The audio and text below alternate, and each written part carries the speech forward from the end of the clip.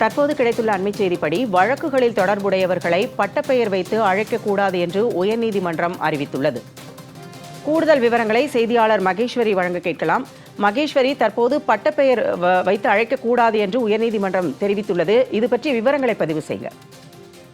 கடந்த 2022ஆம் ஆண்டு ஜூலை மாதம் சென்னை சூளமேடு பகுதியில் வழிப்பறி செய்ததுடன் தடுக்க வந்த அந்த பொதுமக்களை கற்களை கொண்டு தாக்கி பொது அமைதிக்கு குந்தகம் ஏற்படுத்தியதாக 22 வயதான சரவணன் என்பவரை அரும்பாக்கம் காவல் நிலையத்தினர் கைது செய்கிறார்கள். இது தொடர்பான வழக்கை சென்னை உயர்நீதிமன்றத்தினுடைய வளாகத்தில் அமைந்திருக்கக்கூடிய முதலாவது கூடுதல் அமர்வு நீதிமன்றத்தினுடைய நீதியரசர் லிங்கேஸ்வரன் அவர்கள் விசாரித்தார்.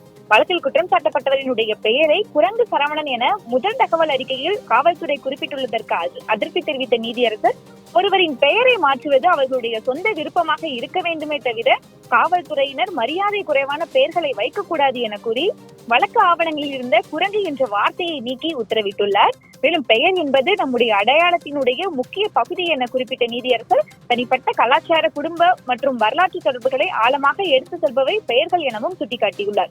இது போன்ற பட்டப்பெயர்களை வைப்பது வழக்கில் குற்றம் சாட்டப்பட்டவரினுடைய மனித உரிமையையும் மேலும் அவருடைய நிரபராதி என கருதப்படுவதற்கான உரிமையை மீறக்கூடிய வகையில் இருப்பதாக தற்போது நீதியரசர் கருத்து ஒன்றை தெரிவித்துள்ளார்கள். மேலும் இது போன்ற அடைமொழிகளை வைத்து அழைக்கும் நடைமுறையை உடனடியாக நிறுத்த வேண்டும் என்றும் அதற்கு காவல்துறையினர் உரிய அறிவுறுத்தல்களை அதிகாரிகளுக்கு வழங்க வேண்டும் என்ற ஒரு அறிவுறுத்தலையும் தற்போது வழங்கியுள்ளார்கள்.